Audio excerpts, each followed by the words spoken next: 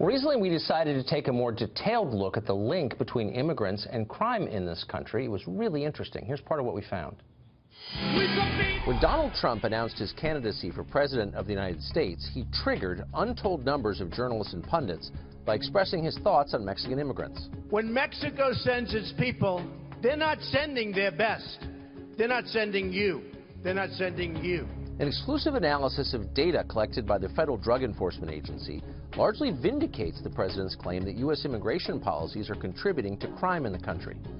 Data from each of the DEA's 20 domestic divisions shows that of the 767 fugitives with known birthplaces, 83% of them were born outside of this country. In effect, the U.S. has imported a foreign criminal class that operates a multi-billion-dollar drug trade within our borders. Perhaps more surprising is what's happening within America's most violent cities, where foreign fugitives dominate the most wanted lists.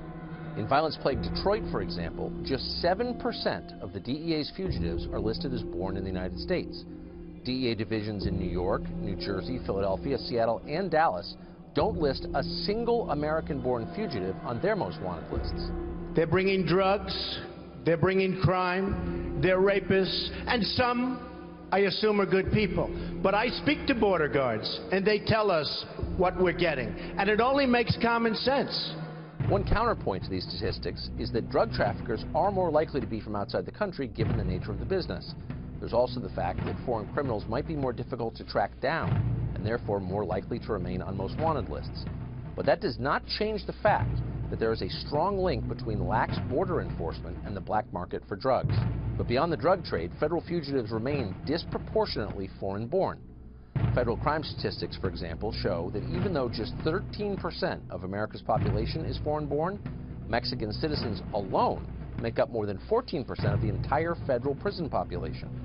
One of the most disturbing statistics uncovered was that 36% of fugitives on the FBI's Crimes Against Children Most Wanted list were born outside of this country.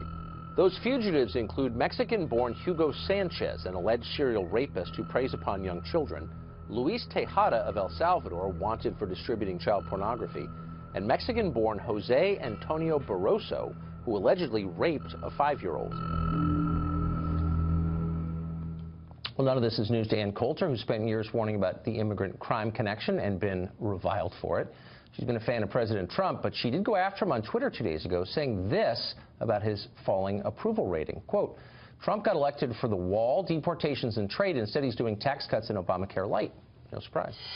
Ann Coulter joins us now. Ann, thanks a lot for coming on. So thanks for having me. That tweet got a lot of attention. You've written a book in support of Donald Trump. I think it's fair to say you're supportive of his program. But I think what you were saying was he's not putting the priorities of his campaign at the top of his priorities as president list, and that's a problem. Yeah, no, they seem to be Paul Ryan's priorities, and also just the standard GOP corporatist stuff. What made Donald Trump stand apart from the crowd, and apart from the crowd from every presidential candidate for the last 20 years, was immigration, trade, infrastructure, building a wall. Obviously, that was very, very popular. A lot of people haven't been listened to all this time. And look, I like tax cuts. I'd love to have my taxes cut, but 50% of the people don't even pay taxes. Right. I think the bigger problem now is jobs. And I will not hold the Emperor God Trump responsible for this Obamacare light bill, but oh, for Pete's sake, am I the last person in America who understands the free market? Actually, Sean Spicer was very good today explaining to idiot reporters that getting rid of mandated coverage doesn't mean insurance companies won't cover it. It means, you know, Ann won't be required to pay for 15 services, actually probably more like 50 services that I have no interest in. But to listen to them all talking about how, I don't know, Congress is going to give us these things. No, Congress can give us nothing. The free market can give us things. And they're coming up with the premiums? No, I think, who would be better to come up with a premium? Someone whose business it is and needs to come up with a good premium to compete, to get my business. No, good question. And who has disease specialists and actuarial specialists, or politicians in Washington. So you're hearing, speaking of politicians in Washington, you're hearing some of them and an awful lot of school district officials here in Montgomery County say There's no connection at all between our immigration policy and this crime that apparently happened last Friday in Rockville. You're laughing. I am. It is just stunning, this argument that, oh, well, you know, a lot of things. Criminals tell me I had to rape that girl because my mother wouldn't give me $1. Well, okay, but we can't control whether his mother gave him $1. Immigration policy is the definition of something we can control. Who comes into the country? No, there are all these Americans who wouldn't have dead children, who wouldn't be raped, who wouldn't be dead themselves or undergoing facial reconstruction surgery or be addicted to heroin, but for our immigration policy. That's something we can change. Let's change it. Well, what's interesting, though, is that there seems to be a profound, and we could do an hour on this, but quickly, misalignment between what the president ran on and what the Republican leadership stands for. So on Paul Ryan, Speaker of the House website, it's to single him out, but on his website right now, he says we need to encourage legal immigration. Now, that's a real position, but it's not really consistent with what the president ran on, from what I can tell.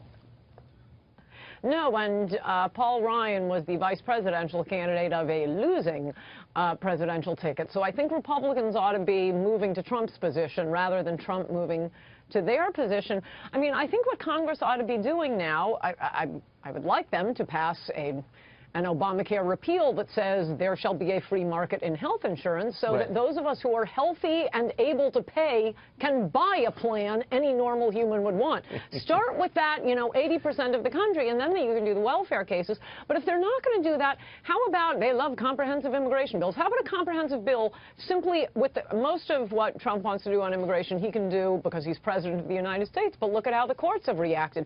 Just let Congress go through and endorse everything Trump wants to do. Well, that's right. I mean, and by the way, our laws are supposed to come from Congress, keep in mind, as you know. Ann Coulter, thanks for joining us.